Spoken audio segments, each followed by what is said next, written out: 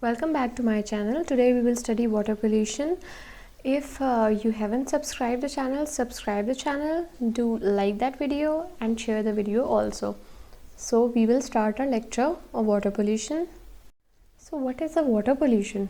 Do you have any idea?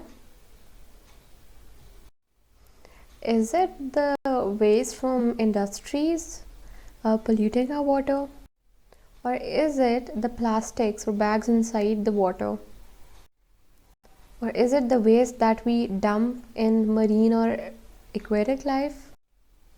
Or is it the earth that is the water is being polluted by oil spills or other kind of pollutants? What is it? Water pollution is the contamination of water with undesirable substances which make it unfit for usage is termed as water. Sometimes what we do is we enter contaminants with the help of pipes or ditches directly into water, and sometimes we are not directly doing it from a discrete source, rather it is discharged from multiple sources, and this is known as non-point sources. And if we discharge directly, these are known as point sources from a single discrete identifiable source. There are many sources of water pollution, but the major source of water pollution is the agricultural waste, which contributes about 80% of water pollution. Next is domestic waste, the waste that enters after usage into our sewage pipes and is disposed of, and agricultural waste coming from industries to the water cycle. Water pollution by domestic waste is when we sometimes use wastewater in our kitchens, in our washrooms, in our other activities. If we wash our face, that wastewater enters into sewage pipes and then enters our nearby drains and literally emitting itself into water cycle. Rain is really exciting thing to happen. Really? Yes. But what is rain drainage? Rain drainage is the draining of water after rain that carries substances like debris, oil, chemicals, vehicle, all from the road to groundwater systems, and it is a cause of pollution of groundwater. We know about water, but what is this water quality?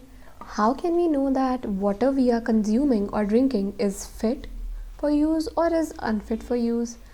How can we know that? We can know by there are standards of water quality set by WHO. It includes physical parameters, chemical parameters, and biological parameters. So this happens when there is poor water quality, the number of fish starts dying. So do we call it water pollution because of addition of contaminant, the fish is dying? So this is the effects of poor water quality or water pollution, that there are no fish because water coming from industries is polluted, leading to decline in the number of fish and other aquatic life. There is also marine pollution by oil spills. When ships come, they spill a bit of oil in the marine environment, leading to decline in marine population. There is also other effects. Discharge of industrial waste can cause dumping garbage, seepage from landfills. These all are responsible for marine pollution. Initially, our lakes were balanced, but nitrates from fertilizers led to form excess nutrients in the water, and due to excess nutrients, sunlight is not reaching and the plants matter are dying inside. So this is eutrophication, which is caused by water pollution. Initially we used to have very clean groundwater, but as population increased, what happened was that groundwater wasn't really that clean source of water. Human activities such as improper sewage dumping, disposal of farm and yard manures and agriculture chemicals along with industrial cause the groundwater to pollute, and this polluted groundwater enters into our household for water usage purposes, so we are not having pure clean water. Water pollution can also be controlled by several methods. If we have a comprehensive water management plan, if there is proper construction of storm drains and settling points, if there is a management of drain line, rainwater harvesting structure, effluent and sewage treatment plants, retaining walls, garland drain and filtration, and regular monitoring of water and waste water. We can clean our groundwater pollution with the help of setting up oxidation ponds where oxygen is provided in these ponds. We are also using currently various water treatment technologies to make our groundwater clean and sewage free. However, several methods are under research, but the most successful method is biological method because it uses natural ingredients to clean the water. Bacteria are grown and they clean up water by digesting harmful materials in the water. Septic tanks are installed in the houses to avoid direct outlet of fecal matter and other wastes.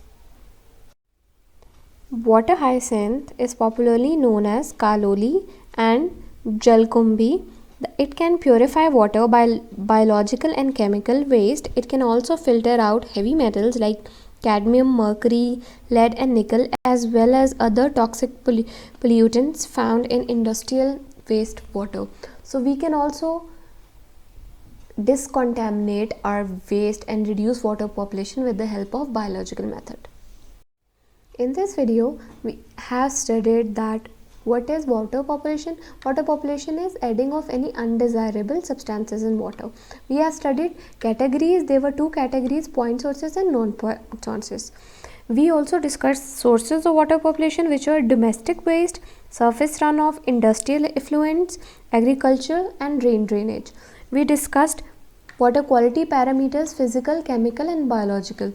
We also discussed effects of water pollution, which were thermal pollution, marine pollution, eutrophication, groundwater pollution.